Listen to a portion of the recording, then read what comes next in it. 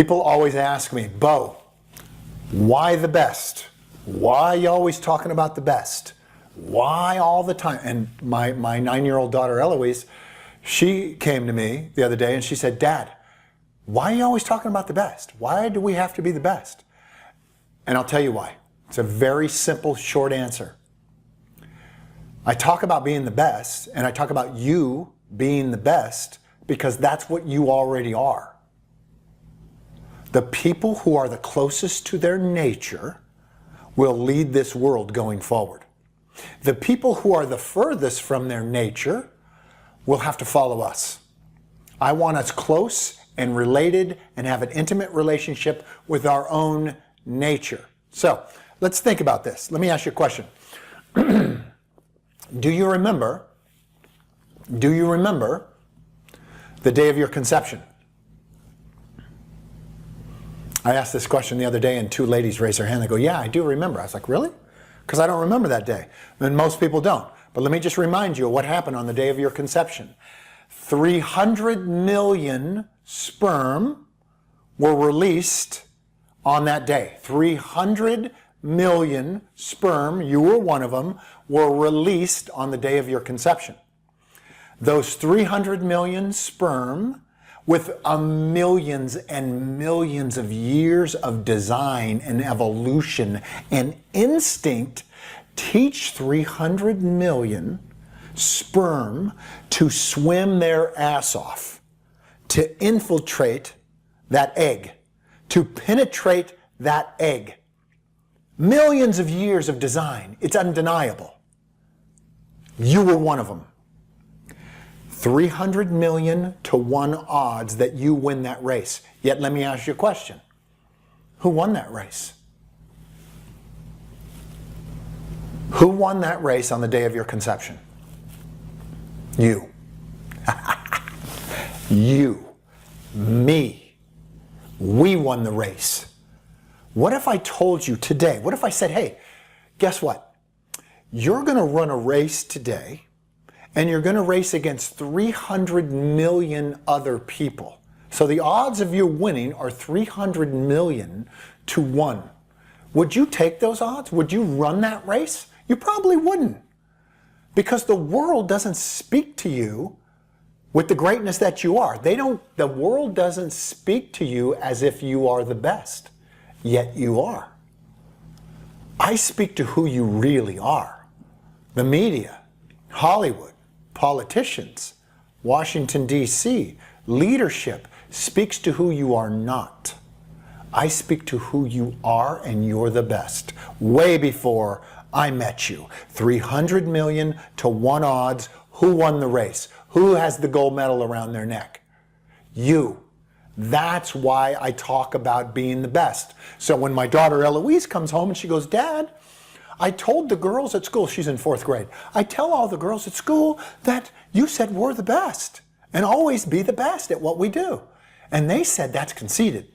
And I said, do you want me to have a little chat with the 4th grade girls about sperm? And I could just imagine after I said that, what that school would think of me. Like I would be arrested, right, for having these kind of conversations. But I'm talking to you. And this is true. You're the best. You're the best. You're a one-time phenomenon. You're the best. My dad woke me up every single morning of my life till the day he died.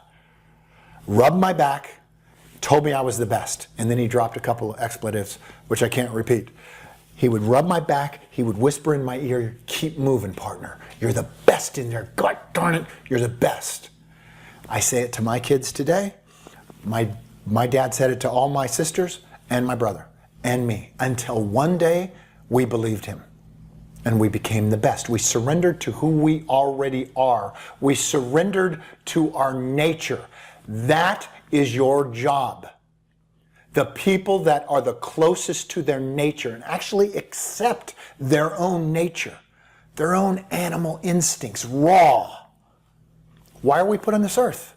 Why are we here? We're here to connect. We're here to procreate. We're here to run fast and hunt.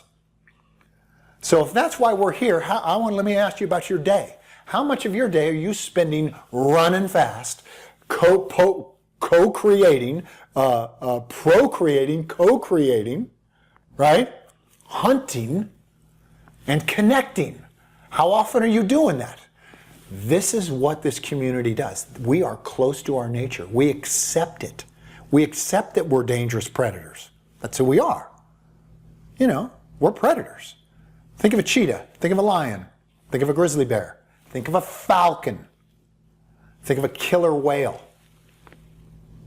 Think of a great white shark. Predators. Lethal, right? Dangerous, but beautiful. They know what they want. They know what they need. We are 10 times more dangerous than all of those predators that I just mentioned. We're the most dangerous predator on the earth. Yet, we spend all our lives pretending that we're not. Yet, we are. We are predators and we are the best. So you start to think about that. You start to accept who you really are. If you want to lead this world, you better get in touch with your nature. Got it? Most of the people that I train, a huge part of it is this whole predator piece, because that's how I was trained.